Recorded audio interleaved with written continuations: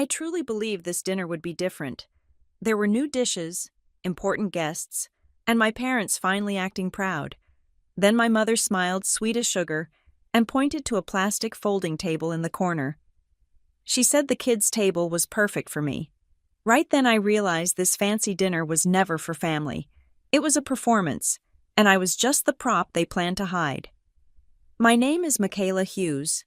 I am 35 years old, and as I turn my car onto the familiar asphalt of simplistic suburbia outside Richmond, Virginia, I feel less like a successful marketing director and more like a defendant walking into a sentencing hearing. The engine of my sedan hums a low, steady note, but it does little to drown out the static noise of anxiety blooming in my chest. I check my reflection in the rearview mirror. My lipstick is a sharp, professional crimson. My blazer is tailored, structured, and cost me $600. It is not just clothing, it is armor. I am wearing it because I know exactly what kind of war zone I am entering. Even if the battlefield is disguised as a colonial-style house with manicured hedges and a freshly painted porch, I pull into the driveway, and the hierarchy of the family is already established by the parking arrangement. It is a blockade of metal and status. My brother's brand-new SUV takes up the prime spot, shining under the late afternoon sun like a trophy. Beside it sits my sister Paige's minivan, practical and maternal, a symbol of the grandchildren she has provided. My father's sedan is parked precisely parallel to the garage door, spotless and imposing. There is no space for me in the main drive. I have to park on the street, half on the grass, looking like a visitor who does not know the rules. The visual metaphor is so heavy-handed that I almost laugh, but the sound sticks in my throat. Everyone else belongs here. Everyone else has a designated slot. I am the variable that does not fit the equation. I kill the engine and sit for a moment in the silence. My hands are gripping the leather of the steering wheel so hard my knuckles have turned white. I force myself to breathe. In, out. I tell myself that I am an adult. I run a department. I manage budgets of over $2 million. I solve problems for a living. I can handle a dinner. I step out of the car, smoothing the front of my slacks, and walk up the concrete path to the front door. The house does not smell like my childhood. It smells like a magazine spread. As I step into the foyer, the scent of expensive vanilla candles and lemon oil polish hits me. It is aggressive in its perfection. The lighting is dim, curated by crystal lamps that scatter fractured rainbows against the beige walls. There is no clutter, no mail on the side table, no shoes kicked off by the door. It feels staged. It feels like they are preparing to sell the place, or perhaps they are hosting heads of state rather than their own children. My mother appears from the kitchen. She is wearing a dress that looks stiff, the fabric creating sharp lines against her body. She does not open her arms. She does not move in for a hug. She stops 3 feet away from me, her eyes scanning my outfit, my hair, and finally resting on my face. "You are late," she said. I check the heavy gold watch on my wrist. It is 5 minutes past 6 o'clock. Traffic on the interstate was backed up, I said, keeping my voice even. Her smile appears then. It is a terrifying expression, sweet on the surface but designed to bruise. It is the smile of a Southern woman who knows how to cut you without ever raising her voice. "We have important guests. Michaela," she says, turning her back to me before I can even take off my coat. "We wanted everyone settled before they arrived. Try to slip in without making a scene." She walks away, her heels clicking a sharp rhythm on the hardwood. I am left standing alone in the hallway, holding my purse like a shield. I can hear voices drifting from the living room. They are loud, performative voices. I recognize the baritone of my father. He is laughing, a booming sound that usually means he is trying to impress someone. I walk toward the living room, stopping just outside the archway. I can see them. My father is standing near the fireplace, holding a tumbler of amber liquid. My brother is next to him, nodding enthusiastically. Paige is seated on the sofa, her hands folded demurely in her lap, and there are others, 2 men and a woman I do not recognize, dressed in business attire, looking expensive and bored. "And this is Caleb," my father says.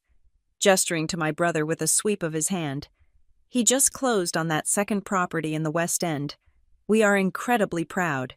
He has got the real estate instinct, just like his old man. The strangers nod politely. And Paige, my mother adds, gliding into the room with a tray of appetizers that look too complicated to eat. She manages the house and 3 boys. I do not know how she does it. She is a super mom. I wait for my name. I wait for the pause where they mention the 3rd child, the daughter who lives in the city, the daughter who just landed a massive promotion. I wait, but the air remains filled only with the praise of my siblings. I am not a part of this narrative. I am the editing room floor scraps. I step into the room. The conversation falters for a fraction of a second, then resumes as if I am invisible. My father glances at me, his eyes flickering with annoyance, before turning back to the guests. I drift toward the dining room, needing to escape the suffocating energy of the living area. The dining table is a masterpiece of exclusion. It is set for 8. The good china, the wedding china that we were never allowed to touch growing up, is laid out. Crystal wine glasses catch the light from the chandelier. There are cloth napkins folded into intricate swans. It is beautiful. I count the chairs. 1, 2, 3, 4, 5, 6, 7, 8. My parents, my brother and his wife, Paige and her husband, the 2 important guests. 8 seats. I pause, confused. There is no seat for me. Then I turn my head. In the corner of the dining room, near the swinging door to the kitchen, sits a second table. It is a square, plastic folding table. It is visibly lower than the mahogany dining table. Around it are 4 tiny, colorful chairs, the kind you buy for toddlers. The table is set with paper plates. They are printed with cartoon superheroes. My stomach drops. It feels as if the floor has opened up beneath me. The humiliation is instant, hot and prickling against the back of my neck. I stare at the plastic table, trying to make sense of the geometry. I am 35. I am 5 feet 7 inches tall. My mother walks in behind me. She sees me staring at the setup. She does not look embarrassed. She looks entirely practical, as if she is explaining a zoning law. "Oh, good. You saw your spot," she said. I turn to face her. My voice feels trapped in my throat, but I force the words out. "Mom," I said, "what is this?" She adjusts a fork on the main table, shifting it 2 millimeters to the right. The main table is full. "Michaela," she says, her tone breezy and light, "we have Mr. and Mrs. Sterling here tonight. You know how important this network is for your father.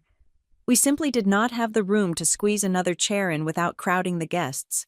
I look at the kids' table. I look at the tiny chair that will force my knees into my chest. "There are no children here tonight," I say. "Paige left the boys with the sitter. Caleb does not have kids yet. Who am I sitting with?" My mother sighs, a short exhale of impatience. "You will have the table to yourself," she says. "Think of it as having plenty of elbow room. It is just for tonight. Do not be difficult." She looks at me then. Her eyes hard. It is a look I know well. It is the look that says, my comfort is a sacrifice she is willing to make for appearances. It says that I am the expendable asset. "Mr. Sterling is very particular," she whispers, leaning in as if sharing a conspiracy. "We need the main table to be cohesive." Cohesive. The word lands like a slap. I am not cohesive. I am the disruption. I feel the sting of tears threatening to surface, but I will not let them fall. I will not give her the satisfaction of a breakdown. If I cry, I become the emotional daughter. I become the unstable one. I become exactly what they want me to be so they can dismiss me. I swallow the lump in my throat. It tastes like ash. I look at the main table, gleaming with respect and adulthood. Then I look at the plastic table in the shadows. "Okay," I say. My voice is flat, mechanical. My mother smiles, satisfied. She pats my arm, a gesture that feels more like a dismissal than affection. "Good girl," she says. She turns and walks back to the living room to collect her real family and her important guests. I am left alone in the dining room. I walk over to the plastic table. The chair is yellow. It is made for a child who weighs 40 pounds. I lower myself onto it. The plastic flexes unsteadily under my weight.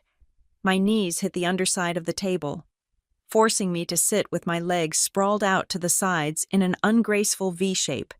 My spine is hunched. I look ridiculous. I feel small, not metaphorically, physically. I pick up the paper plate. Captain Justice is printed on it. Staring back at me with a heroic grin, I put the plate down. I place my hands in my lap. I stare at the empty doorway and wait for them to come in and see me like this. The message is not subtle. It is screaming in the silence of the room. You can wear the suit. You can make the money. You can drive the car. But in this house, you do not grow up. In this house, you are irrelevant. The boys rush into the dining room with the chaotic, unbridled energy of children who have been told to behave for too long. My nephews, Liam and Noah, stop dead in their tracks the moment they cross the threshold.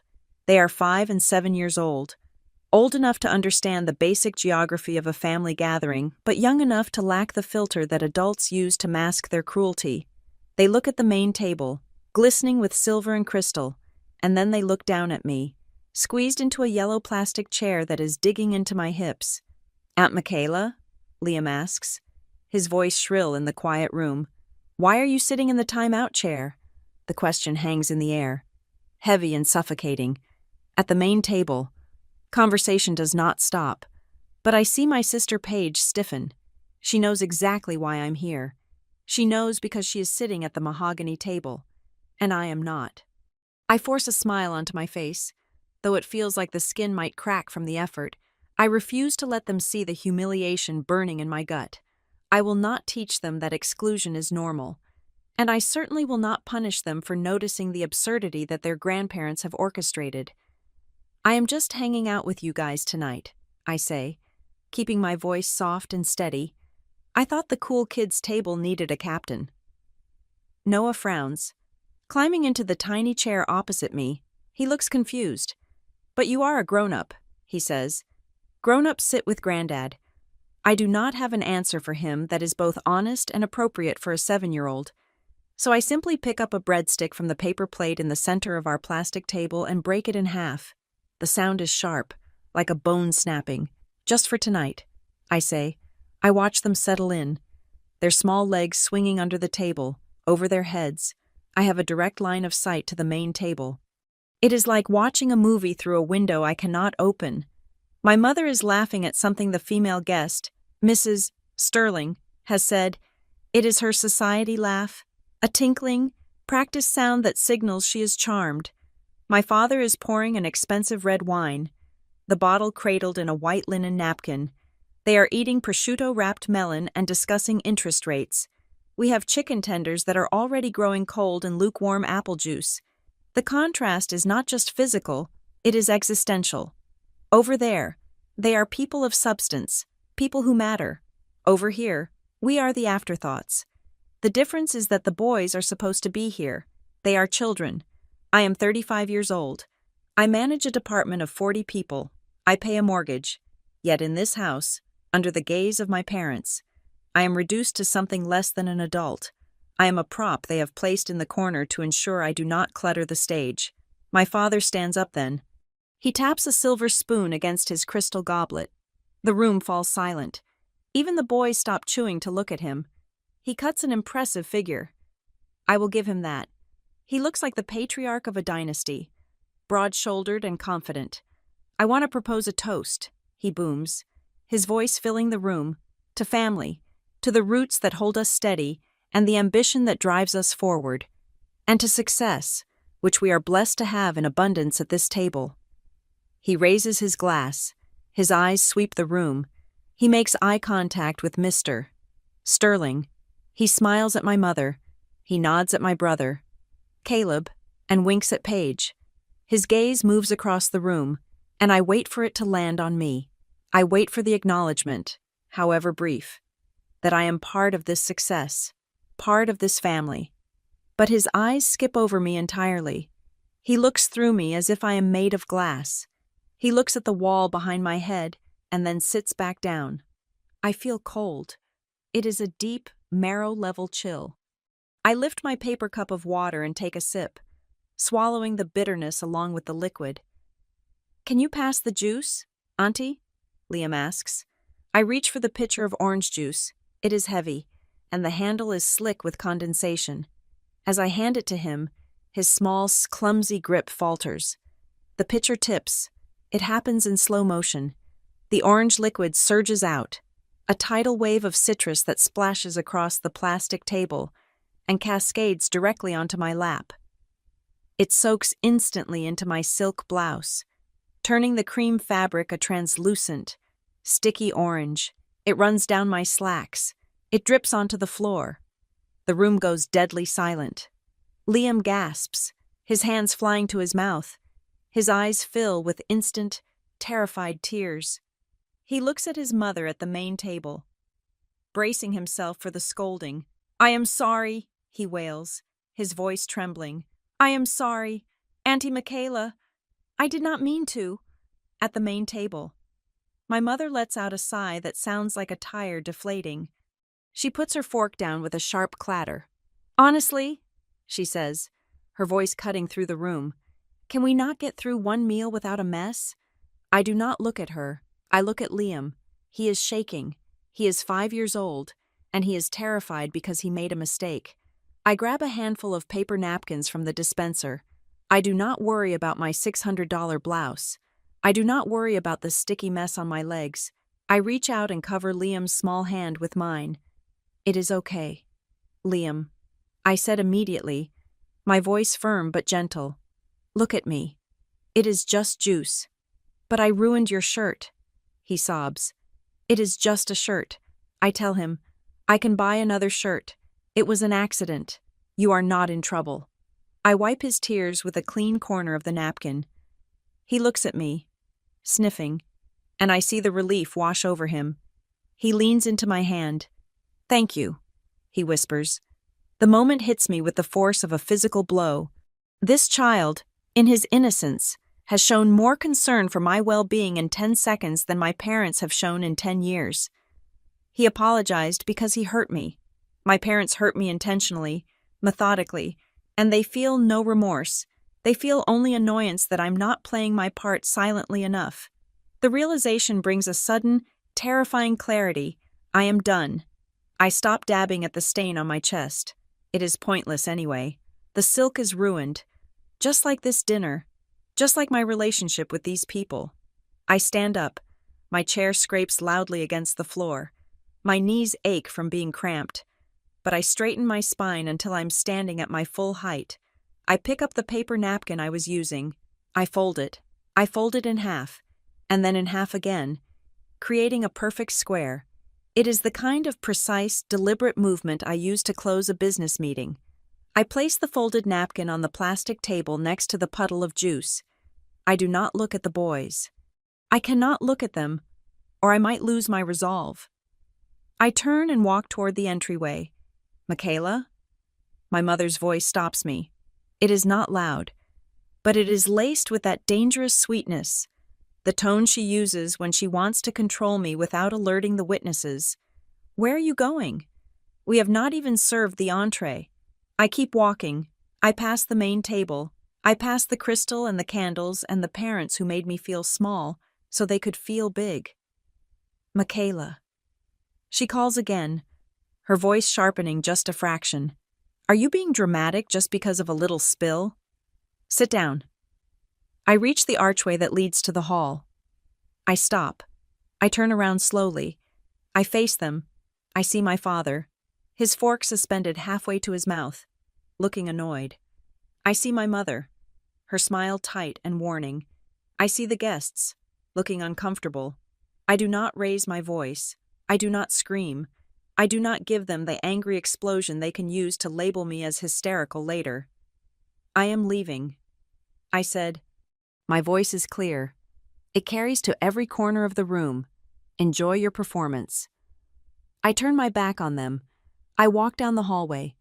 My hands are clenched so tight my fingernails dig into my palms, and my heart is hammering against my ribs like a trapped bird, but I do not stop. I open the front door and step out into the cool night air. Behind me, the house is silent. It is the silence of a stunned audience. It is the silence of a door finally, permanently locking. I drove without a destination in mind. My hands were still gripping the steering wheel with the same white-knuckled intensity I had used to keep myself from screaming in my parents' dining room. But the heat of my anger was beginning to cool. It was being replaced by something sharper, harder, and infinitely more terrifying. It was the cold clarity of recognition. For years, I had told myself that their behavior was accidental. I had told myself that they were just thoughtless, or old-fashioned, or perhaps I was simply too sensitive. But as the streetlights of Richmond blurred into streaks of neon yellow and white against the windshield, that delusion finally shattered.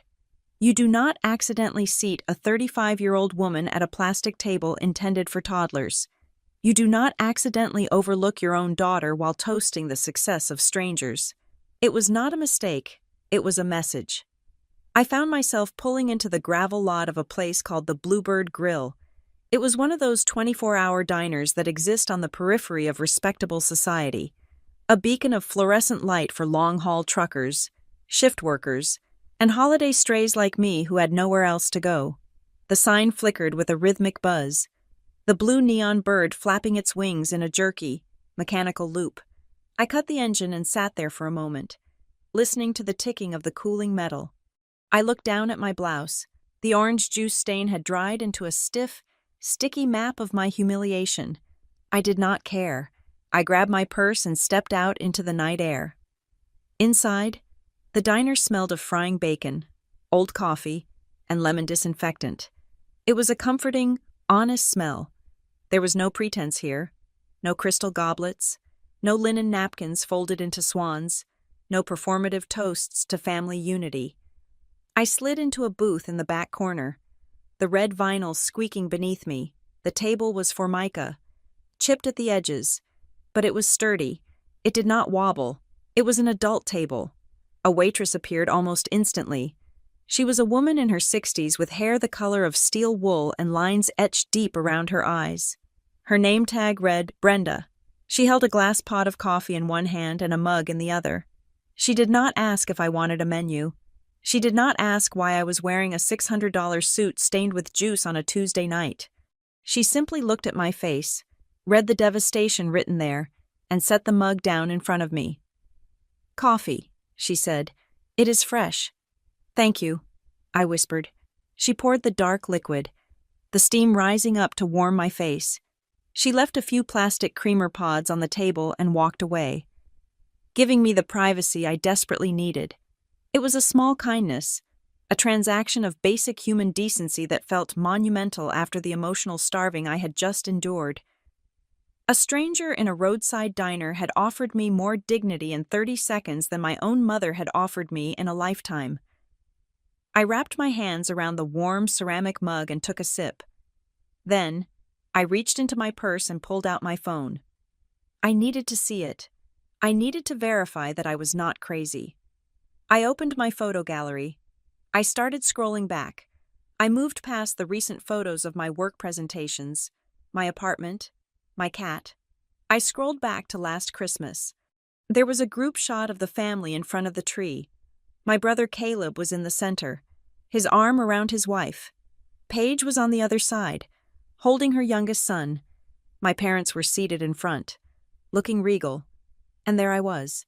I was standing on the far left edge. In fact, I was only half in the frame. My shoulder and half of my face were visible. The rest of me had been cropped out to center the others. I scrolled back further. Thanksgiving, 2 years ago. The table was set beautifully. Everyone had a place card.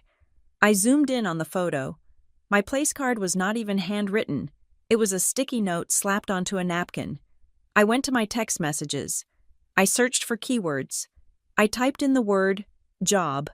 A message from my father dated 3 years ago appeared. He wrote that it was cute that I had my little marketing job, but I should really think about finding a husband so I could settle down like Paige. Little job. I was managing a budget larger than his retirement fund at the time. I searched for the word adult. A message from my mother appeared. She was explaining why I could not bring a +1 to my cousin's wedding. We only have space for real adults. Michaela, you know, married couples. It would be awkward for you to bring a friend. I put the phone down on the table. My hands were shaking, not from sadness, but from a sudden, nauseating realization. I had spent my entire adult life trying to decipher a code that was never meant to be cracked. I thought if I just achieved more, if I dressed better, if I earned more money, if I was kinder, quieter, more accommodating, they would finally see me. I thought I was auditioning for a seat at their table. But the role had never been open. It was a system. It was a carefully constructed architecture of exclusion designed to keep me in a specific place. They needed me to be the failure so they could be the successes. They needed me to be the child so they could be the wise elders. They needed me to be the mess so they could be the perfect family. By staying and tolerating it. By sitting at the kids' table and smiling through the insults, I was not keeping the peace. I was validating their narrative. I looked at the coffee swirling in my mug. I thought about the boys, Liam and Noah. I thought about how quickly they would learn this lesson if I stayed. They would learn that Aunt Michaela was lesser. They would learn that it was okay to treat people like furniture. I picked up my phone again. I opened the family group chat. The last message was from my mother. A photo of the dessert I was currently missing, captioned simply with the words, "Glorious evening." I did not type a paragraph. I did not write a manifesto explaining my feelings. They did not deserve my feelings. They had lost the right to my vulnerability the moment they pointed to that plastic chair. I went to my camera roll. I found the photo I had taken right before I sat down. I had snapped it in a moment of sheer disbelief, thinking I would send it to my best friend later to ask if I was hallucinating. It was a stark, high-definition shot of the yellow plastic table, the superhero plates, and the tiny chairs, sitting in the shadow of the main dining table. I attached the photo to the chat. Then I typed a single sentence. It was not a question. It was not a plea. It was a resignation letter. I am done auditioning for a role you refuse to give me. I stared at the words. They looked dangerous. They looked permanent. Sending this message was an act of war. It was burning the bridge while I was still standing on it.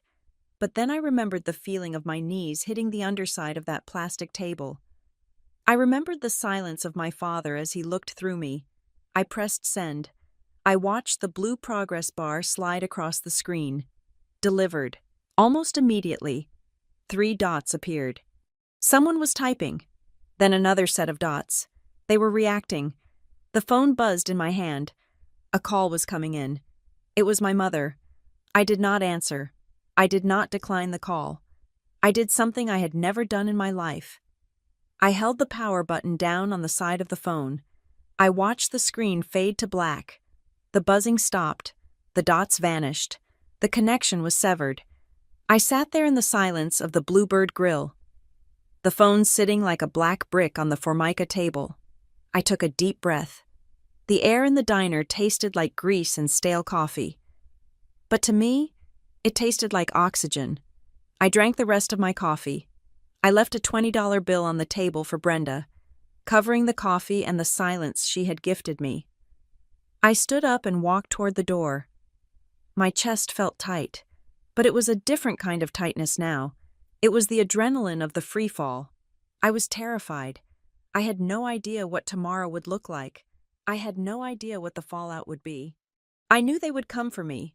I knew they would not let their prop walk off stage without a fight. But as I pushed open the heavy glass door and stepped back out into the neon-lit night, I realized that for the first time in 35 years, I was walking on my own 2 feet. I felt fear. Yes, it was cold and sharp, but walking right beside it, holding its hand, was freedom. And that was a trade I was finally willing to make. The morning sun did not bring clarity. It brought a headache that throbbed behind my eyes like a second pulse. I had slept for maybe 3 hours, tossing on top of my duvet in my apartment, listening to the silence of my turned-off phone. It sat on my nightstand, a black rectangle that I knew was holding a digital bomb. I made coffee first. I needed the caffeine to fortify my blood before I faced them. I stood in my kitchen, watching the steam rise, delaying the inevitable. Finally, at 8 o'clock, I picked up the phone and held the power button. The screen lit up. The Apple logo appeared, innocent and white. Then the avalanche started. The phone vibrated continuously for a full minute. It buzzed against my palm like an angry insect. Notifications stacked up on the lock screen, overlapping each other until they became a blur of names and urgent punctuations. 37 text messages, 12 missed calls, 5 voicemails. I sat down at my kitchen island and began the forensic work of reading my own indictment. The first messages were from my father. They were not questions. They were commands. Call me immediately. The first one read, sent 10 minutes after I had left the house. Mr. Sterling is asking where you went. You are making us look ridiculous. Come back and apologize. You have ruined a critical networking opportunity for your brother. I expect you to fix this. There was no inquiry into why I had left. There was no acknowledgement of the humiliation of the plastic table. There was only the furious demand of a director whose prop had walked off stage in the middle of a scene. I scrolled down to my brother Caleb's messages. His tone was less authoritative but equally dismissive. You always have to make it about you, don't you? Mom is crying in the kitchen. I hope you're happy. It was just a seat. Michaela, grow up. Then Paige, my sister, who had watched me wipe orange juice off my silk blouse while she sat at the mahogany table. You embarrassed us in front of the Sterlings. The boys are confused. Why are you like this? You could have just eaten quickly and left if you were that upset. You did not have to make a scene. I put the phone down on the cool granite counter. The words swam before my eyes. Why are you like this? It was just a seat. You embarrassed us. I realized then that they were not angry that I was hurt. They were not texting to explain a misunderstanding. They were policing the consequences of my reaction. To them, the sin was not the act of degrading me. The sin was my refusal to accept the degradation silently. They wanted the Michaela who smiled and sat where she was told. They wanted the version of me that absorbed their insults so they could maintain their image of a perfect, successful family by leaving. I had shattered that image, and that was the only injury they cared about. The phone buzzed again. A new message. I braced myself for another attack from my mother, who had been conspicuously silent in the text thread, likely because she was busy playing the martyr to my father. But the name on the screen was not my mother. It was Harper. I frowned. Harper was my 14-year-old niece, Paige's eldest child. She had not been mentioned last night. My mother had bragged about Paige's 3 boys, the rowdy sons who carried the family name, but she rarely spoke of Harper.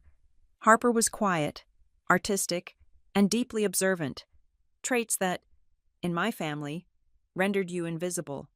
I opened the message. It was short. They do this to me too. Just quieter. I saw the table. I am glad you walked out. The breath left my lungs in a rush. I stared at the screen, reading the words over and over. They do this to me too. Suddenly, the memory of the dinner shifted.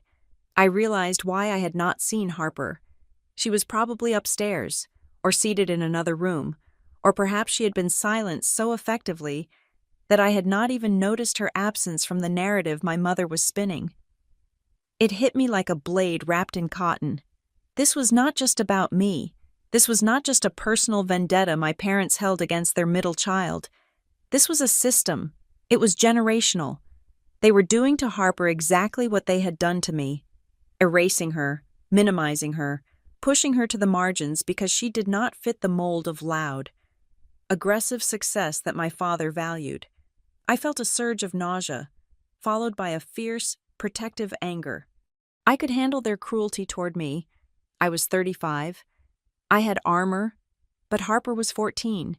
She was still forming her sense of self, and they were chipping away at it with the same chisels they had used on mine. My phone rang in my hand, startling me. I looked at the screen, expecting my father's name again. It was Aunt Lorraine. I froze. No one spoke to Aunt Lorraine. She was my father's younger sister, the black sheep who had stopped attending family gatherings 5 years ago. The story, according to my mother, was that Lorraine was difficult and bitter about my father's success. We were tacitly forbidden from contacting her. I slid my thumb across the screen to answer. "Hello?" My voice was raspy. "Michaela." Lorraine's voice was clear, sharp, and devoid of the southern sugarcoating my mother used. I heard what happened. "Harper texted me." "Harper talks to you?" I asked, surprised. Lorraine laughed, a dry, humorless sound. "Someone has to tell that girl she is sane. God knows her mother will not. Listen to me.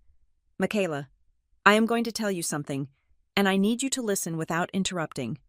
"Okay," I said, sitting up straighter on the stool. "You think last night was just an insult?" Lorraine said. "You think they just thought you did not matter enough for a real chair. But it is worse than that. It is a strategy." "What do you mean?" "For the last 6 years," Lorraine said, her voice dropping lower. "Every time you are not in the room, your mother tells people you are unstable. The room seemed to tilt." "What?" "She tells them you are fragile," Lorraine continued. "Relentless. She tells extended family, friends, business associates. She says you have emotional episodes. She says you get overwhelmed by large groups and that you prefer to be alone. She paints this picture of a struggling, neurotic daughter that she has to protect." I felt the blood drain from my face. My mind flashed back to the way my mother had whispered to me the night before. "Mr.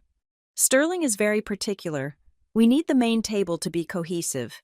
That is why they put you at the kids' table." "Michaela," Lorraine said, "it was not just disrespect. It was performative pity. If anyone asked why a grown woman was sitting with the toddlers, your mother could just sigh and say, 'Oh, that is just Michaela. She needs her space. We let her sit there so she feels safe.' It makes them look like saints for tolerating you, and it invalidates anything you might say about them later because, well, poor Michaela is just not right in the head." I sat in stunned silence. The cruelty of it was breathtaking in its precision. It explained everything. It explained the pitying looks from distant cousins. It explained why my professional accomplishments were always greeted with surprise rather than pride. They had been undermining my credibility for years, planting seeds of doubt in everyone's mind, so that if I ever did stand up for myself, like I had last night, it would just look like another one of my episodes. My father's text message from this morning flashed in my mind. "You are making us look ridiculous. Not, you are hurting us, but you are damaging the brand." "Michaela?" Lorraine asked. "Are you still there?" "I am here," I said. My voice sounded different to my own ears. It was colder, less shaky. "Do not let them gaslight you," Lorraine said firmly.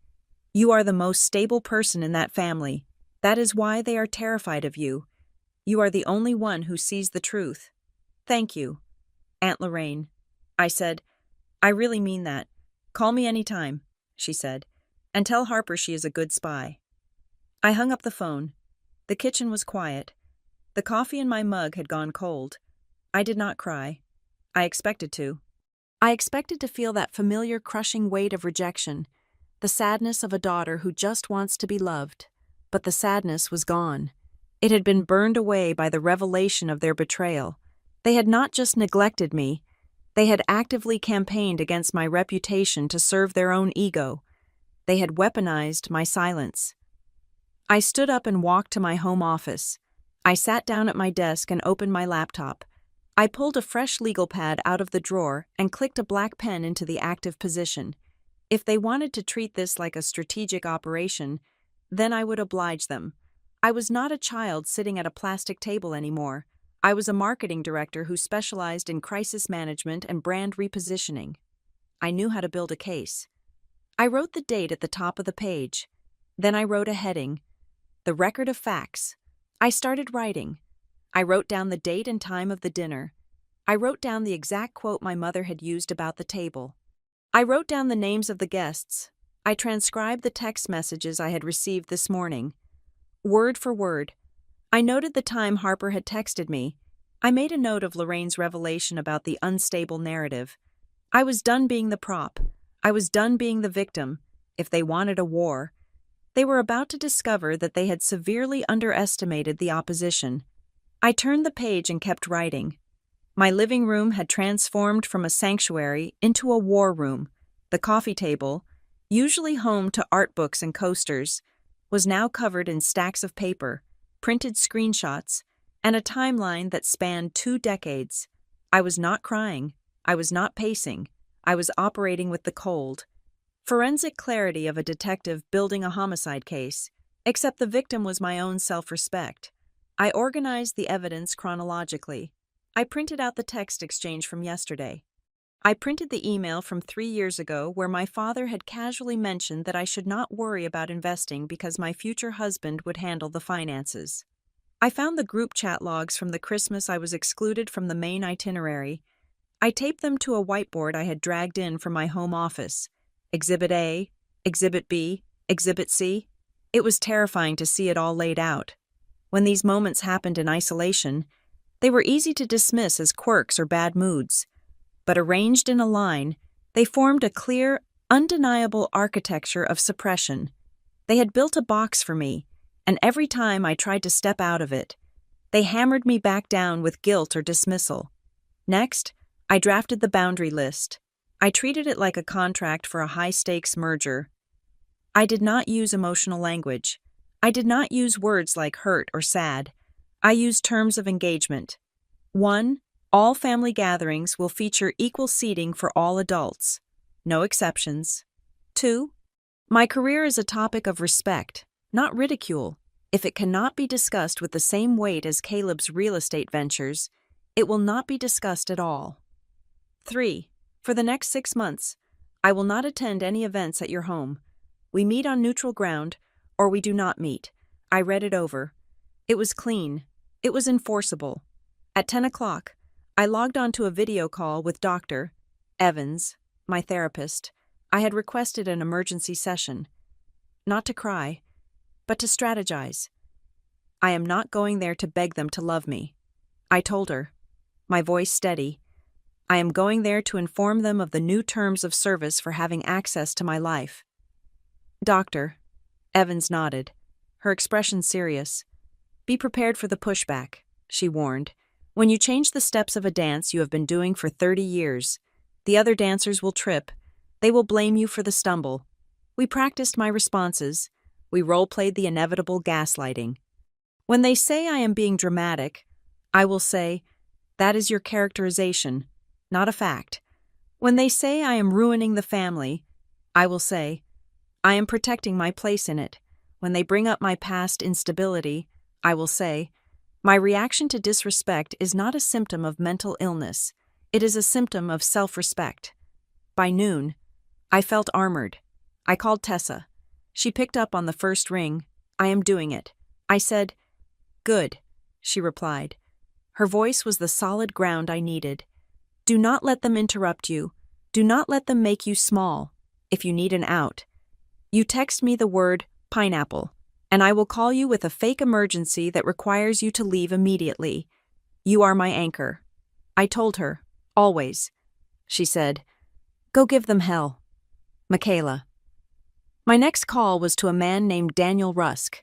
He was not a shark. He was not the kind of lawyer you hired to destroy someone in a courtroom. He was a mediator who specialized in high-net-worth family disputes and inheritance conflict. He understood that in families, the currency was rarely just money, it was power.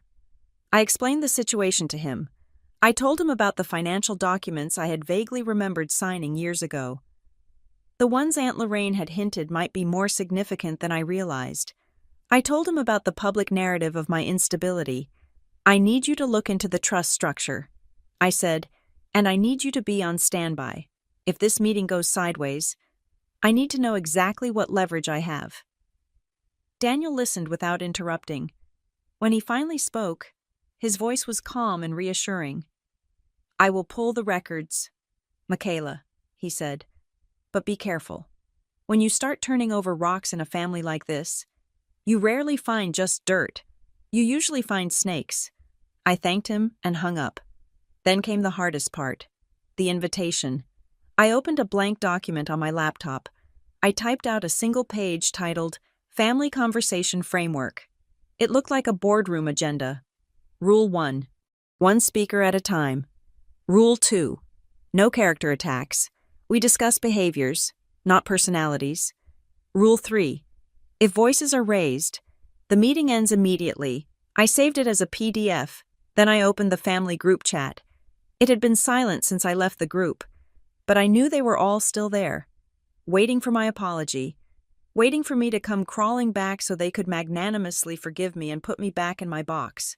I did not apologize. I typed, "We need to resolve what happened last night. I am not willing to discuss this over text or at the house. I have reserved a private room at Crown and Cedar for tomorrow night at 7 o'clock. Attached is the agenda for the conversation. Please confirm your attendance."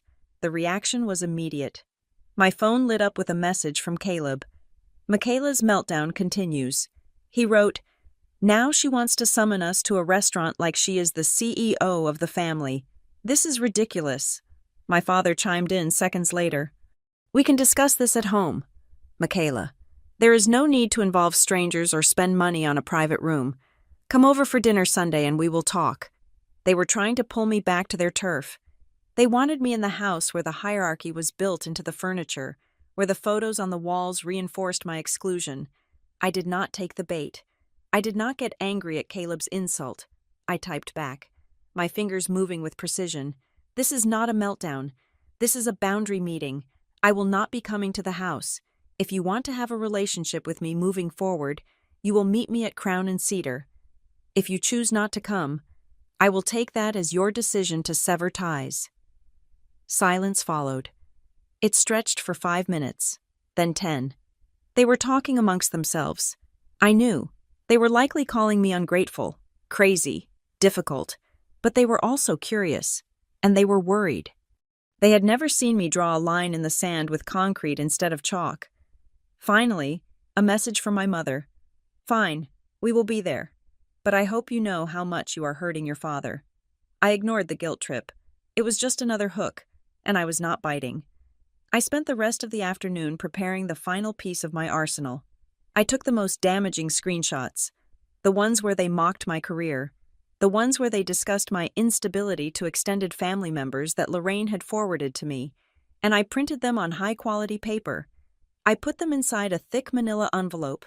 I sealed it. On the front of the envelope, in bold black marker, I wrote a simple warning. "If you lie, I open this." I placed the envelope in my leather portfolio next to the printed agenda. This was my insurance policy. I did not want to use it. I wanted them to own their behavior without me having to rub their faces in the evidence. But I knew better than to go into a negotiation without leverage. I looked at myself in the mirror. The woman staring back was tired. Yes, there were dark circles under her eyes, but there was something else there, too. A steeliness that had not been there yesterday. I was done being the daughter they kept at the kids' table. Tomorrow, I would sit at the head of the table, and they would have no choice but to listen. The digital ambush began before I had even finished my morning coffee. I opened my laptop to check my work email, but a notification from a social media platform caught my eye. It was a post from my mother. She had not tagged me directly, which was her signature move. Direct conflict left a paper trail. Vague booking left only an impression. The post featured a photo of a single, wilting white rose against a black background. The caption was a masterpiece of performative martyrdom. "Please keep our family in your prayers during this difficult season," she wrote. "Sometimes, the people you love the most are the ones who break your heart. We are dealing with a crisis of spirit and asking for privacy as we navigate this painful disruption. A mother's love is unconditional. Even when it is rejected." It had been up for 2 hours. It already had 43 comments. "Praying for you." Janice, one read, "Stay strong. Children can be so ungrateful." Read another, "Here if you need anything. Don't let the enemy win." I stared at the screen, feeling the cold slide of anger in my gut. She was controlling the narrative.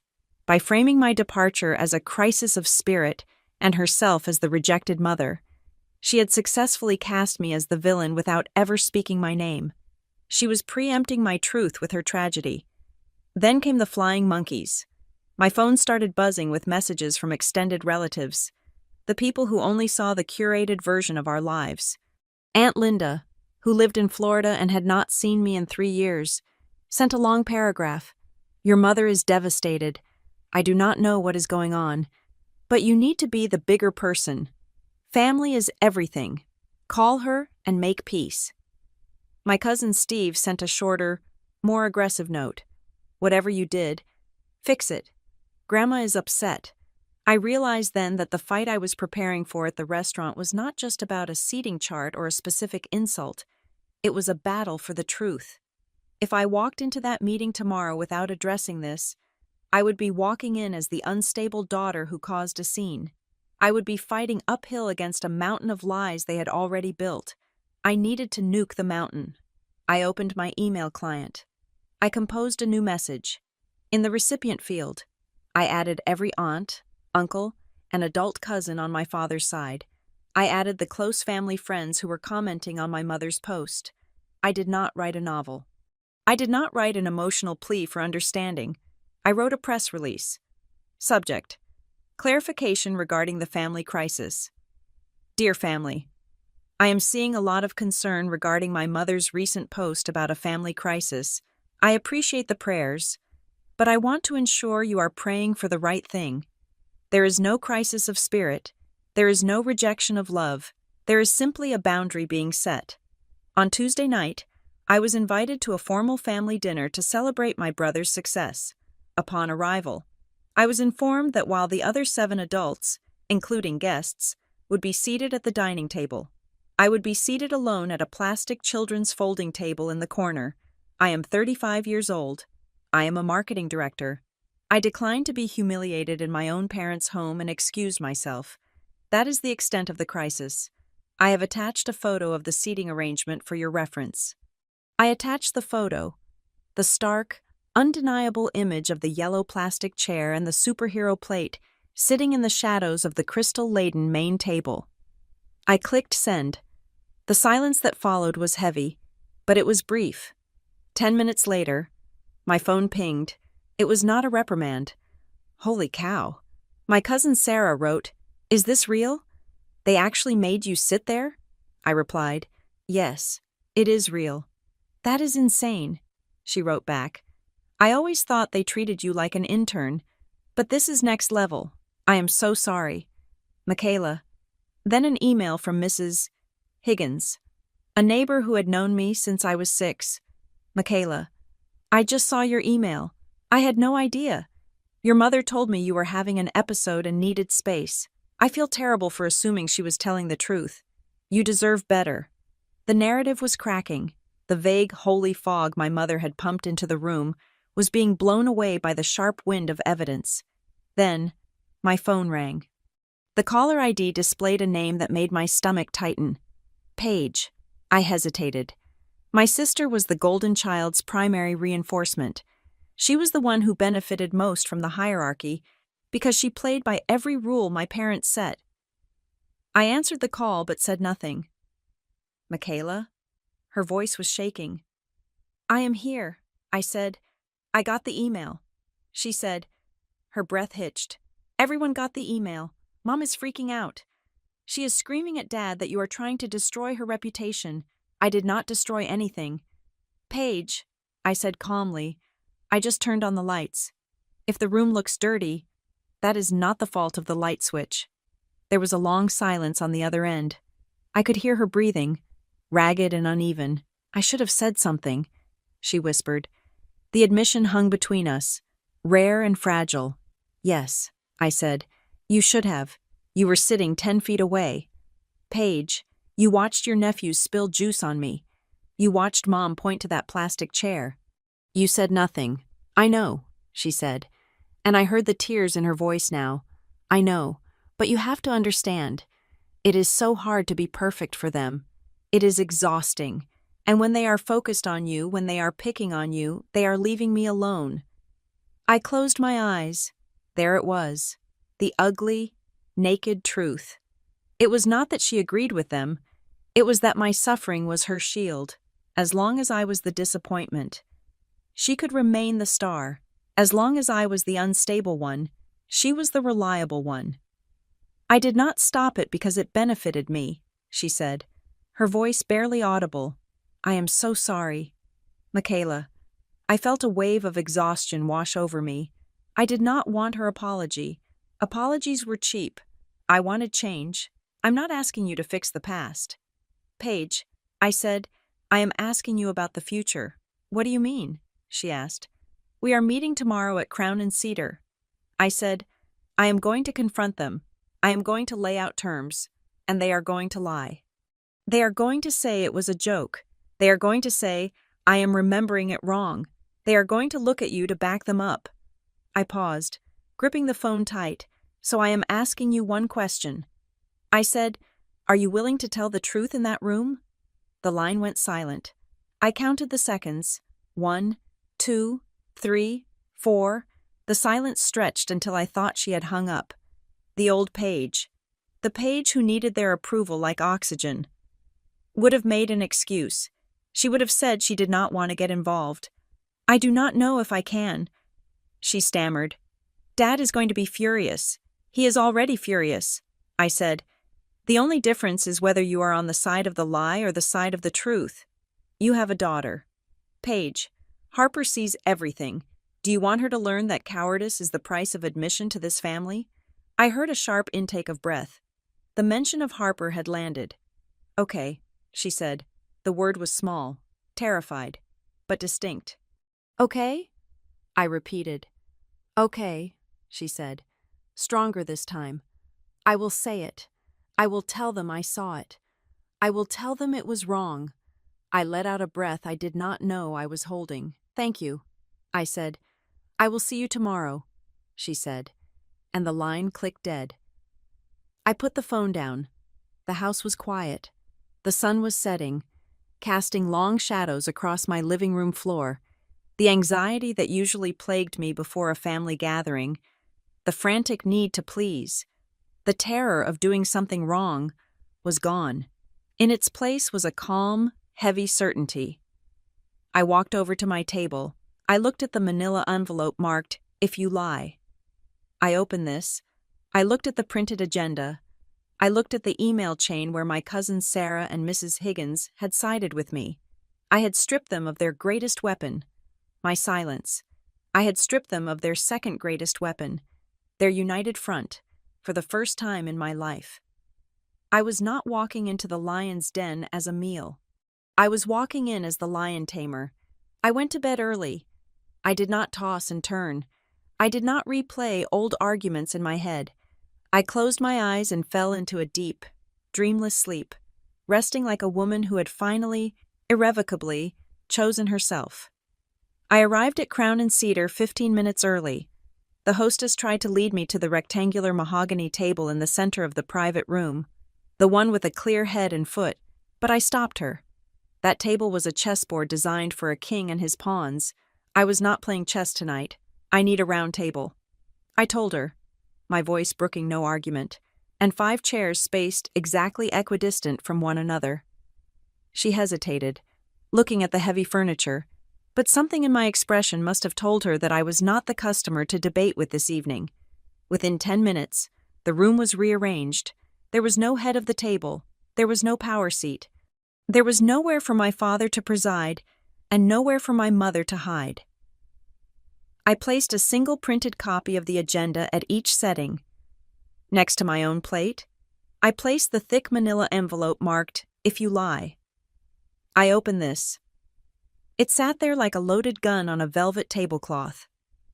They arrived precisely at 7 o'clock. My parents walked in first, moving in that synchronized lockstep they used when facing the world. My father wore his navy blazer, the uniform of the misunderstood patriarch. My mother wore a soft pastel cardigan, projecting gentleness. Caleb followed, looking at his watch as if he had far more important places to be. Paige came last, her eyes red-rimmed, clutching her purse against her chest like a shield. They stopped when they saw the round table. My father frowned. The geometry of the room threw him off. He looked for the head of the table, found none, and settled for the chair directly opposite the door. My mother sat beside him. Caleb took the seat to her right. Paige sat next to me. No one ordered a drink. The air in the room was so thick with tension it felt difficult to inhale. My father cleared his throat. He placed his hands on the table, palms down, establishing ownership of the surface. "Michaela," he began, his voice dropping into the rich, baritone register he reserved for church readings and board meetings. "I want to start by saying that we are a family. Families are messy. We have our disagreements, but the bond of blood is stronger than any temporary conflict. We are here tonight to put this behind us, to offer you our forgiveness for the scene you caused, and to move forward in unity." It was a good speech. It was rehearsed, polished, and completely manipulative. I did not nod. I did not smile. I picked up my glass of water, took a sip, and set it down with a deliberate click. "Stop," I said. My father blinked. He was not used to being interrupted during the preamble. "Excuse me?" he asked. "We are not here to forgive my reaction," I said, my voice level and cool.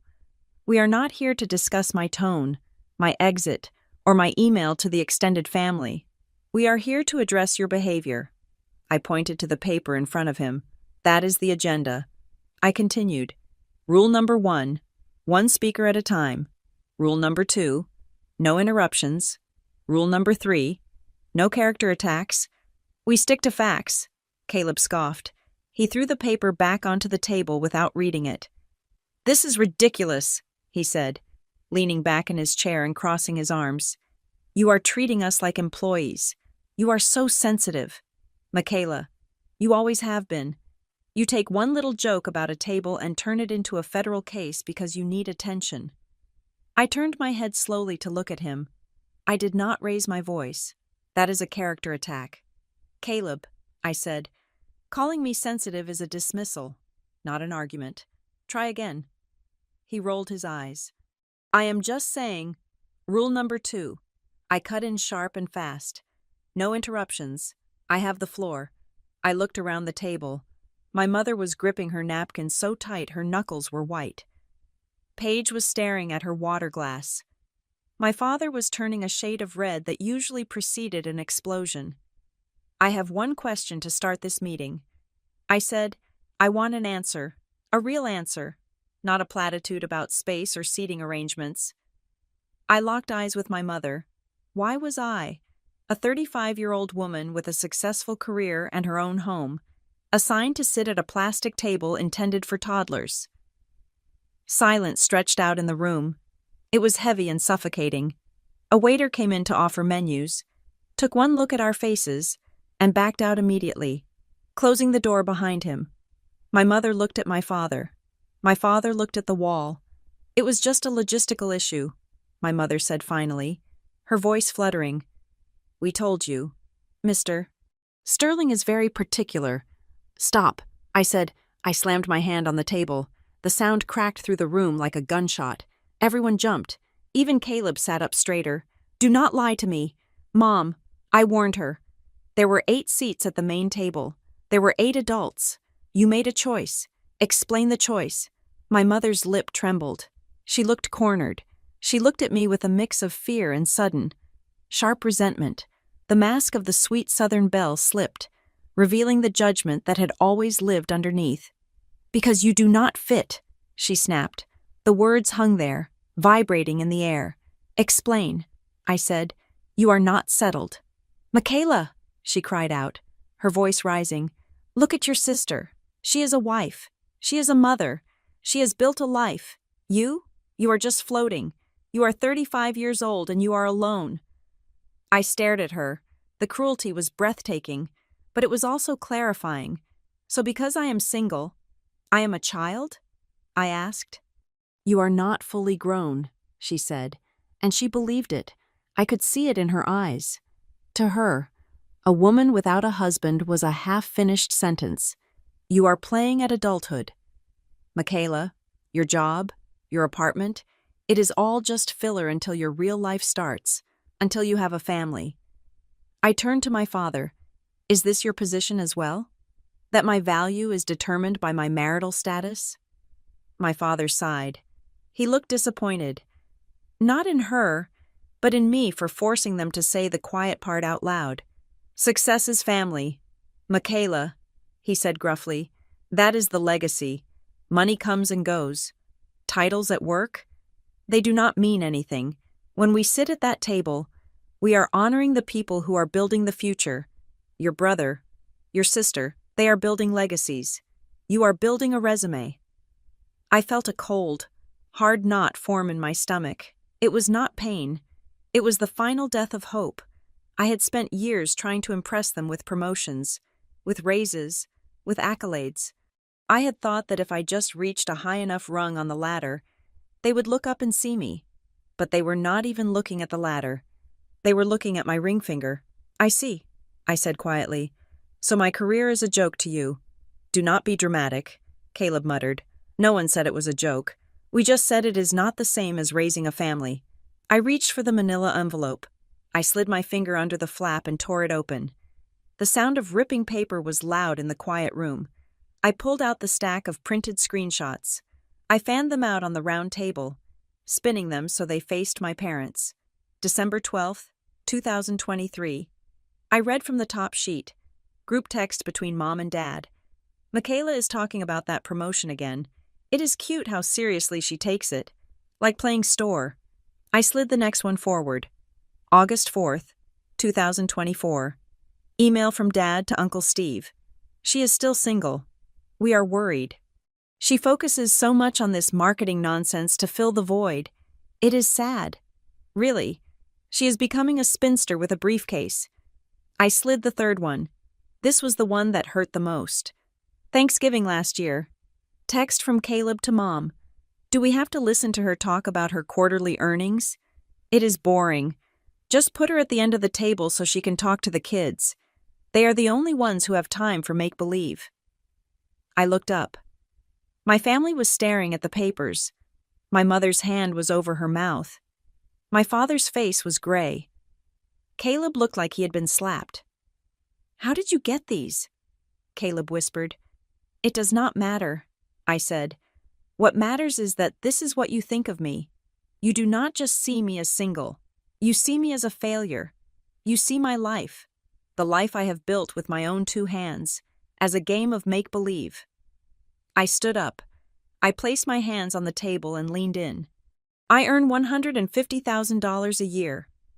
I said, my voice low and fierce. I manage a team of 40 people. I own my apartment in the city. I am not playing store. I am the most successful person at this table.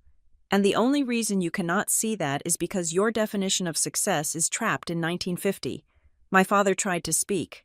Michaela, you are taking these out of context. There is no context where calling my career playing store is acceptable. I shouted. I took a breath. I reined it back in. I sat back down. You wanted to know why I left. I said, I left because I am done being your punchline, and I am done being your prop. My mother was crying now, soft, weeping sobs, but they did not move me. I watched her cry and realized that she was not crying for me. She was crying because her cruelty had been exposed. She was crying because the mirror I was holding up showed her something ugly, and she could not look away. I have one more question, I said, looking at Paige. My sister looked up. Her face was pale. She knew what was coming. We have established why I was at the kids' table. I said, now I want to know about the guests, the Sterlings. Why were they really there? And why was it so important that I look small in front of them? My father stiffened. The gray in his face turned to a stark, terrifying white. That is enough. Michaela, he said, we are done here. We are not done, I said. Why were the Sterlings there? Dad? I looked at Daniel Rusk's empty chair in my mind. I thought about the financial documents. I thought about the leverage. But before I could speak, Paige cleared her throat. They were investors, she whispered. Paige, my father barked. She flinched, but she did not stop. She looked at me, her eyes filling with tears. They were not just friends. Michaela, they are investors. Dad's company is in trouble. He needed the Sterlings to buy in. He needed to show them a perfect, stable, traditional family image to close the deal. She took a shaky breath. "You were a risk," she said. "A single woman in her 30s with a loud career. They thought you would look modern, unstable. They wanted the Sterlings to see the successful son and the homemaker daughter. They needed you to be invisible." I sat back in my chair. The final piece of the puzzle clicked into place. It was not just prejudice. It was a pitch. I was not just a disappointment. I was a liability to their fraud. The kids' table was not a punishment. It was a quarantine. The silence in the private room at Crown and Cedar was absolute. Paige's confession that the dinner guests were investors, not friends, hung in the air like smoke. My parents looked at me, their faces masks of defensive panic, waiting for me to scream or cry about being used as a prop in their financial theater. But I did not scream. Instead, I reached for my phone and sent a single text message consisting of one word: now. The door to the private room opened. My family turned in their chairs. Standing in the doorway was Daniel Rusk. He was a man who wore his authority quietly, dressed in a charcoal suit that cost more than my father's car. He held a slim leather briefcase in his hand. He did not smile. He did not introduce himself to my parents. He simply walked to the round table, pulled up a chair that he had apparently grabbed from a nearby table in the main dining room, and sat down next to me. "Who is this?" my father demanded, his voice trembling with a mix of bluster and fear. "This is a private family meeting. This is my attorney," I said calmly. And this meeting just stopped being about feelings and started being about facts. Daniel placed his briefcase on the table. The click of the latches opening sounded like a judge's gavel. He pulled out a single document, stapled at the top corner, and slid it across the white tablecloth toward me. He ignored my parents entirely. "Michaela," Daniel said, his voice even and professional, "I need you to look at this document, specifically page 4. Did you approve the home equity paperwork for the property at 42 Oak Lane?" I blinked. I looked down at the paper. It was a loan application for a home equity line of credit, secured against my parents' house. It was dated 3 years ago. "I do not understand," I said, frowning. "I do not own the house on Oak Lane. My parents do. Why would I approve their paperwork?" Daniel reached over and turned the page to the signature block. "Because," he said, pointing to a line at the bottom, "you are listed as the supporting guarantor." I stared at the paper. There, in black ink, was my name, Michaela Hughes, and next to it was a signature. It looked like my signature. The loop of the M was high, the way I wrote it. The tail of the G swept underneath, but as I looked closer, the breath caught in my throat. The slant was wrong. It was too upright. It was a hesitation mark, not a fluid motion. I looked at the date next to the signature, November 14th, 2022. My mind raced backward, scanning my calendar. November 2022. Where was I? I was not in Richmond. I was not at my parents' house sitting at their kitchen table signing loan documents. I was in Chicago. I whispered. I looked up at Daniel, then at my parents. I was in Chicago for the Midwest Digital Marketing Conference. I said, my voice rising. I was on stage giving a keynote speech on November 14th. I have photos. I have flight records. I was 800 miles away. I looked at my father. He was not looking at me. He was staring at the tablecloth, his jaw clenched tight. My mother was gripping her water glass so hard I thought it might shatter. "You forged my signature," I said. It was not a question. My father's head snapped up. "It was a formality," he hissed, his face flushing a deep, ugly red. We needed the liquidity to bridge a gap in the business. The bank wanted a guarantor with a steady W-2 income and a credit score over 800. You were the only one who qualified. "So you stole my identity?" I asked, feeling the room spin. "You committed fraud against your own daughter?" "We did not steal anything," my mother cried out, jumping to his defense. "We paid the monthly installments. You never even knew. We were protecting you from the stress of it. We did it for the family. Michaela, if the business went under, we would lose everything. The house, the cars, everything. I looked at them, really looked at them, and suddenly the plastic table made terrible, sickening sense. This was not just about them thinking I was a child. This was about keeping me a child. If I was a respected adult, if I was an equal at the table, I might have asked questions about the family business. I might have asked why they were hosting so many lavish dinners if cash flow was tight. I might have checked my own credit report more aggressively, by treating me like a toddler, by sitting me at the kids' table and dismissing my career as playing store. They were conditioning me. They wanted me small. They wanted me compliant. They wanted me to be the silent resource they could mine for creditworthiness without ever having to give me a vote in how the money was spent. They did not hate me. They were using me. I looked at Paige. She was weeping silently, tears dripping off her chin. "Did you know?" I asked her. She nodded, unable to speak. "How long?" I asked. "Since the beginning," she choked out. "I overheard them panic when the bank rejected the initial loan. They were talking about your credit score. They said you owed them for raising you." The room went silent. The brutality of that sentence hung there. You owed them for raising you. As if my childhood was a loan I was expected to repay with my financial future. "And the Sterlings?" I asked, turning back to the dinner. The investors from last night. Paige took a ragged breath. "The loan is coming due," she whispered. "The balloon payment. They cannot make it. They needed the Sterlings to buy into the company to pay off the debt before the bank calls it in." "Before you found out." I sat back in my chair. I felt a strange sense of detachment, like I was floating above the room, the fancy dinner, the new car in the driveway, the expensive appetizers. It was all a lie. It was a desperate, frantic performance to hide the fact that they were drowning, and they had tied an anchor around my ankle to keep themselves afloat. Daniel Rusk cleared his throat. He looked at my father with the cold, predatory gaze of a lawyer who knows he has already won. "Mr. Hughes," Daniel said. "In the state of Virginia, loan fraud involving a sum of this magnitude is a Class 2 felony.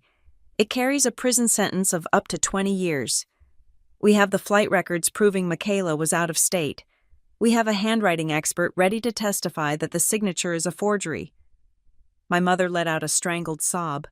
My father looked like he was having a heart attack. The bluster was gone.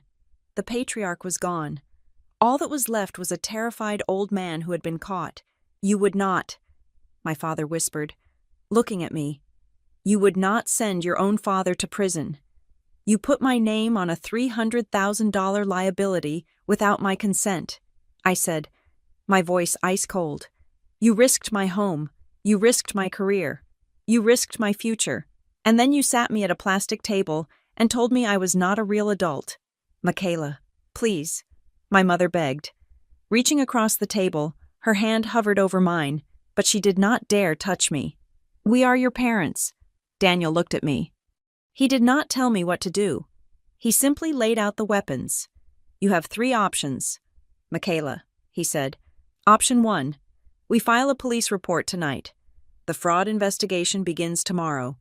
The bank will likely foreclose on the house immediately once the fraud is discovered." My parents flinched. "Option 2, Daniel continued. "We sue civilly for damages and removal of your name. It will be public.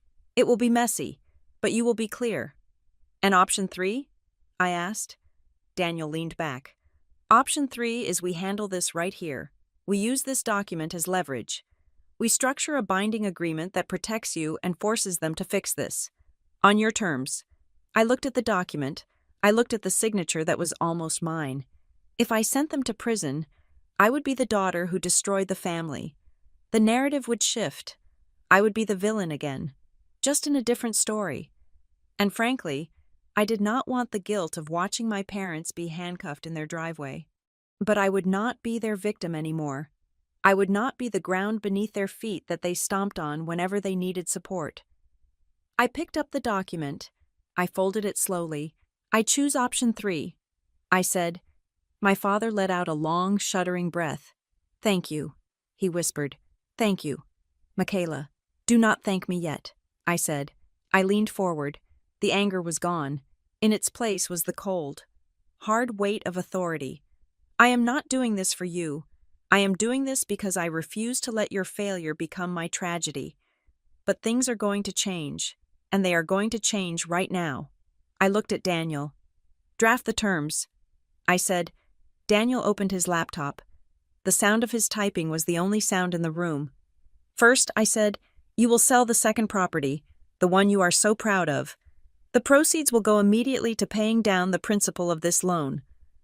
My father started to protest. But that is my retirement investment. It is not your investment. I cut him off. It is an asset bought with fraud. Sell it. He closed his mouth. He nodded. Second, I continued, you will sign a legal admission of guilt regarding the forgery. Daniel will hold it in escrow. If I ever hear a single whisper about me being unstable, if I ever see a social media post asking for prayers because I am difficult, if I am ever treated with anything less than absolute respect, Daniel releases that document to the district attorney. My mother began to cry harder. That is blackmail. She sobbed. No, I said, that is accountability. You wanted to control the story? Now I control the story. Third, I said, looking at Paige, and this includes you. We are going to family therapy, a therapist of my choosing, and we are going to talk about why you thought it was acceptable to cannibalize your own child to save your image. I stood up. I picked up my purse. I looked down at the people who had raised me, the people I had spent my whole life trying to please. They looked small. They looked defeated. I am not sitting at the kids' table anymore, I said. In fact, until this debt is cleared and my name is off that title. I own the table. I turned to Daniel. Finish the paperwork. I said, do not let them leave until it is signed. I walked out of the private room. I walked through the main dining area of Crown and Cedar. I walked out into the cool night air. My heart was pounding, not with fear, but with the adrenaline of someone who had just survived a crash and walked away from the wreckage. I had not burned the family down, but I had taken the matches out of their hands, and for the first time in 35 years, I knew they would never burn me again. 3 days later, we met again. This time, I did not choose a restaurant. Food implies social bonding, and I was done trying to break bread with people who were willing to break my financial future. We met in the conference room of Daniel Rusk's law firm. The room was encased in glass, soundproof, and colder than the restaurant had been. The table was a long, oval slab of marble that felt like ice under my fingertips. I sat on one side with Daniel. My parents, Caleb, and Paige sat on the other. The visual separation was intentional. It was plaintiff versus defendants. Even if we were not in a courtroom, I did not waste time with pleasantries. I did not ask how their drive was. I slid a document across the marble surface toward my father. It was 5 pages long, bound with a heavy staple. I had titled it, The Repair Plan. This is not a negotiation, I said, my voice flat and devoid of the tremor that used to plague me when I spoke to my father. These are the terms of my continued silence. My father picked up the document. His hands were shaking. He put on his reading glasses, a gesture that usually signaled his authority, but today just made him look old and frail. What is this? He asked. It is a roadmap out of the mess you created, I answered. Daniel leaned forward, his hands clasped on the table. To summarize, Daniel said, his voice smooth and professional. Point 1. You will immediately initiate the refinancing of the property at 42 Oak Lane to remove Michaela's name from the deed and the loan.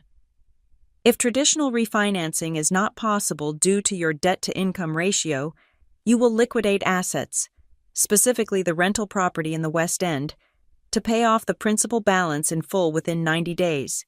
My mother gasped. That property is your brother's inheritance, she cried, looking at Caleb. Caleb looked down at the table. He knew better than to argue with me today. Point 2. Daniel continued, ignoring her outburst. You will sign a sworn affidavit admitting to the forgery of the loan documents dated November 14th, 2022. This affidavit will be held in escrow by my firm. It will not be released to the district attorney unless you violate the terms of this agreement." My father looked up, his eyes narrowing. He tried to summon the ghost of the man who used to command rooms. "You would not do this to your own parents." "Michaela," he said. His voice was low, attempting to vibrate with disappointed morality. "You would not hold a criminal charge over the heads of the people who gave you life. That is unnatural. It is cruel." I looked at him. I did not blink. "You already did this to me," I replied. The sentence landed in the center of the room like a heavy stone. "You risked my home," I continued. "You risked my career. You risked my freedom. If that loan had defaulted and the bank investigated, I could have been implicated in fraud I did not commit. You did not care about what was natural or cruel when you needed a guarantor. You only cared about what was convenient." My father's jaw worked, but he had no rebuttal. The moral high ground he had stood on for 35 years had crumbled under the weight of his own signature on that forged document. My mother reached for the papers. Tears were streaming down her face. Real tears this time, fueled by the terrifying prospect of social ruin. "Michaela, please," she wept. "Can we just keep this private? We will pay the loan. We promise. But do not make us sign a confession. If people found out, if the church found out, it would destroy us. We can handle this within the family." I looked at her tears. A week ago. They would have broken me. A week ago. I would have apologized for making her cry. Today. I saw them for what they were. A defense mechanism designed to blur the lines of accountability. Privacy without accountability is just another kid's table. I said, "What does that mean?" she asked, wiping her eyes with a tissue. "It means you want the luxury of hiding your mistakes while I carry the burden of them." I said, "You want to keep me in the corner where no one can see the truth, just like you did at dinner. But I am not sitting in the corner anymore. If you want privacy, you buy it with accountability. You sign the paper. Or Daniel calls the district attorney this afternoon." Caleb shifted in his seat. He looked uncomfortable, his eyes darting between me and our parents. He tried a different tactic, the one he always used, minimization wrapped in a bribe. "Look, Michaela," he said, forcing a smile that looked painful. "We get it. We messed up, but we are fixing it. And listen, next time we have a dinner, you sit at the head of the table, okay? We will make a big deal of it. We will toast your promotion. We will make sure everyone knows you are the VIP." I almost laughed. It was such a pathetic, hollow offer that it bordered on comedy. "You think I want a chair?" I asked him. I leaned back, crossing my arms. "You still do not get it. Caleb, you are offering me a better seat on the Titanic. I do not want the head of the table. I want to know that the ship is not going to sink because you drilled a hole in the hull and used my name to patch it." I turned back to my father. "Point 3. I said, no more stories. If I hear one word about me being unstable, difficult, or fragile from Aunt Lorraine or anyone else, the deal is void. You will correct the narrative. You will tell the extended family that I am successful, competent, and that the distance between us is due to a private disagreement where you were in the wrong. But that makes us look bad." My mother whispered. "Yes," I said, "it does. That is the point. You have spent decades making me look bad to elevate yourselves. Now you are going to carry your own weight. Point 4. I concluded. If you want to see me again, at Christmas, at birthdays, at any event that isn't a legal proceeding, you go to therapy, family therapy, with a practitioner of my choosing." My father slammed his hand on the table. It was a weak echo of his previous power. "This is humiliation," he shouted. "You are trying to humiliate us. I am trying to have a relationship with you that is not based on fraud," I shouted back, my voice finally rising. Filling the glass room, I took a breath and lowered my voice. "I am giving you a path, Dad. I could have walked out of here and let the police handle it. I am staying. I am offering you a chance to repair this. But you have to do the work." He sat there, breathing heavily, his face red. He looked at Paige, seeking an ally. "Paige," he said, "talk to your sister. Tell her she is being unreasonable. Paige looked up. She had been silent for the entire meeting, twisting a ring on her finger. She looked at our father, then at our mother, and finally at me. She is not being unreasonable. Dad, Paige said softly. My father looked struck. What? She is right, Paige said, her voice gaining strength. We have done this to her for years. We minimized her job because it made Caleb look better. We called her unstable because it made us look like the normal ones. We used her credit because we thought she owed us. Paige looked at me, and her eyes were clear. I heard you. Paige continued, turning to our mother. I heard you tell Mrs. Sterling that Michaela was going through a phase when she got her director title. You did not want her to outshine the image you built. We used her success when we needed money, and we used her struggles when we needed pity. It is sick, and I am not doing it anymore. The room fell into a stunned silence.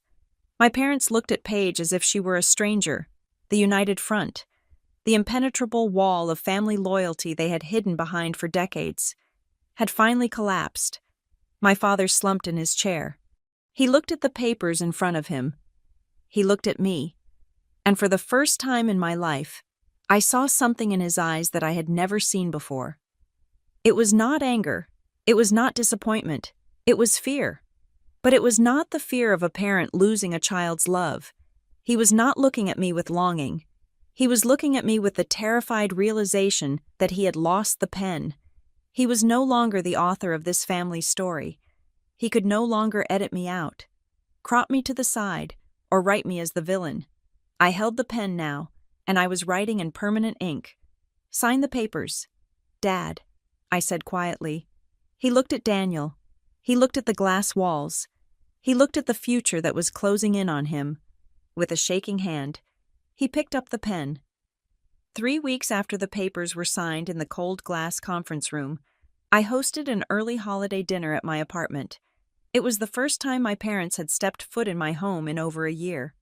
I had spent the morning preparing, not with the frantic anxiety of a daughter trying to impress, but with the calm precision of a woman setting a stage.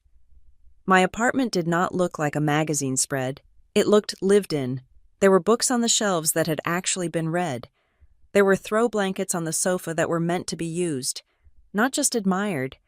And in the center of the dining area stood my table. It was a sturdy, dark wood table that I had expanded with 2 extra leaves. I had set 10 places. Every setting was identical. There was no fine china that terrified the children. There were no crystal goblets that cost more than a car payment. There were sturdy ceramic plates and water glasses that could survive a tumble. Most importantly, there was no folding table in the corner. There was no exile zone. I had sent a group text 2 days prior with a single, non-negotiable rule. Everyone eats together at the main table, or the dinner does not happen. My mother was the first to arrive. She carried a Tupperware container of her signature stuffing, her knuckles white as she gripped the plastic rim. She looked nervous. She looked like a guest who was unsure if her invitation had been sent by mistake. She stepped into the hallway and scanned the room. Her eyes went immediately to the dining area. She saw the 10 chairs. She saw the lack of a secondary table. She opened her mouth. The old script was right there on the tip of her tongue. Should we set up a space for the kids to... She started to say. Then she stopped. She caught my eye. She saw the look on my face, the look that reminded her of the affidavit sitting in Daniel Rusk's escrow account. She inhaled sharply. She swallowed the words. To sit. She corrected herself, her voice tight. The table looks lovely. Michaela, everyone will fit perfectly. Thank you. Mom, I said, put the stuffing in the kitchen. My father arrived next, trailing behind Caleb and his family. He stood in the doorway for a long moment. Usually, this would be the time he offered a critique. He would comment on the size of my apartment, or the neighborhood, or the fact that I was renting instead of building equity, an irony that was now so sharp it could cut glass. But today, he said nothing. He looked at the furniture as if he were afraid to touch it. He looked at me as if I were a stranger who held the deed to his dignity. He hung his coat up himself, careful not to ask for help. It was a small shift, but it felt seismic. The man who used to command the room simply by entering it was now checking the temperature before he dared to speak. We sat down at 6 o'clock. The dynamic was strange at first, fragile and tentative. Caleb sat next to me, overly polite, passing dishes with a desperate sort of enthusiasm. Paige sat across from us, looking tired, but relieved, and the kids, Liam, Noah, and Harper, sat amongst us. Liam spilled a little bit of cranberry sauce on the tablecloth within the first 5 minutes. My mother flinched, her instinct to scold, to banish him for ruining the aesthetic, flared up in her eyes. She looked at the red stain spreading on the white fabric. Then she looked at me. "It is okay. Liam," she said, her voice sounding forced and unnatural. "It washes out." I smiled. It was a terrifying smile, I am sure, because I saw her shiver slightly. "Exactly," I said. "It is just fabric. We are here for the people, not the linens." As the meal went on, the tension began to loosen, replaced by something that felt almost like normalcy. But it was a new kind of normal. It was not the performative perfection of my childhood. It was messy. The boys were loud. They asked questions. They interrupted. And for the first time, they were answered. They were not shushed. They were not told to go play in the other room while the adults talked about serious things. They were treated as human beings who had a right to occupy space. Halfway through the meal, Harper turned to me. She was sitting to my right, picking at her turkey. She leaned in close, so her voice was just a murmur under the noise of Caleb telling a story about his dog. "This is weird," she whispered. "Bad weird?" I asked. "No," she said, looking around the table. "Good weird. Grandma has not corrected my posture once, and Granddad actually asked me how school was." She looked at me, her eyes wise beyond her 14 years. "You did this," she said. "You changed the air in the room." I reached out and squeezed her hand. "Boundaries protect more than one person. Harper," I told her, "remember that. You never have to shrink to fit in a room that is too small for you." She squeezed my hand back. By the time dessert was served, a pumpkin pie that Paige had bought and my mother's apple crumble, the atmosphere had shifted from terrified compliance to actual engagement. My father was listening to Noah talk about dinosaurs. He looked bored. Yes, but he was listening. He was performing the labor of being a grandfather instead of just the figurehead. I tapped my spoon against my glass. The table went silent immediately. The trauma of the last month meant that when I asked for attention, I got it instantly. "I have an announcement," I said. My mother froze, her fork halfway to her mouth. I could see the panic in her eyes. She was terrified I was going to bring up the loan, or the forgery, or start reading text messages again. "I am not bringing up the past," I said, answering her unspoken fear. "I am talking about the future." I took a deep breath. I looked at the people who had raised me. I looked at the brother who had mocked me and the sister who had used me as a shield. I loved them, in a complicated, heavy way, but I knew that love was not enough to keep me safe. Proximity had always been their weapon. If I was close, I could be controlled. If I was close, I could be pulled back into the old patterns the moment I let my guard down. I have accepted a new position. I said, "I will be the vice president of brand strategy for a tech firm." Caleb's eyes widened. "That is huge." "Michaela, congratulations." "Thank you," I said. "The company is headquartered in Seattle." The silence returned, sudden and absolute. "Seattle?" my mother whispered. "But that is on the other side of the country. That is 3,000 miles away." "Yes," I said. "I move in January." My father looked at me. He understood immediately what this was. This was not just a job. This was an enforcement mechanism. I was removing myself from their sphere of influence. I was taking my success, my income, and my presence, and I was placing it out of their reach. "But what about holidays?" my mother asked, her voice trembling. "What about Sunday dinners?" "I will visit," I said, "on my terms, and I will stay in a hotel when I do. I looked at them, holding their gaze with a calm, steady pressure. This is what growth looks like. I said, I am not asking for your permission to leave. I am not asking for your blessing. I am telling you what my life is going to be. You can be a part of it, from a distance, with respect, or you can not be a part of it at all. The choice is yours. My mother looked like she wanted to cry, to beg, to use guilt to tether me back to Richmond. But she looked at the table where we were all sitting. She looked at the lack of a kid's table. She realized that the old tools did not work anymore. She took a shaky breath. She forced a smile. It was brittle, but it was there. We are proud of you, Michaela, she said. My father nodded. He cleared his throat. Seattle is a good city, he said. Good market. You will do well there. They were letting me go, not because they wanted to, but because they knew they had lost the power to make me stay. I raised my glass. To family. I said, to growth. And to finally refusing to sit where we do not belong. We clinked glasses. The sound was clear and ringing, a bell tolling for the end of an era. As I took a sip of wine, I looked at my parents. They were eating their pie, making small talk with the children, playing their parts in this new script I had written. They were behaving. They were respectful. They were, for all intents and purposes, the parents I had always wanted. But as the evening wound down and I watched them walk out the door, hesitating on the threshold to thank me for the meal, a question lingered in the quiet air of my apartment. It was a sharp question, one that would stay with me long after I boarded that plane to Seattle. Did they change because they finally understood my worth? Or did they change simply because I made it impossible for them not to? I suspect I know the answer, but as I locked the door and turned off the lights, I realized it did not matter.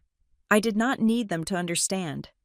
I just needed them to respect the seat at the table that I had built for myself, and that was enough. Thank you so much for listening to my story. I would love to know where you are tuning in from. So please drop a comment below and share your thoughts on whether you think my parents truly changed or if they were just forced to. Do not forget to subscribe to the channel Lily Revenge Stories, like this video, and hit the like button to help this story reach more people who might need to hear it.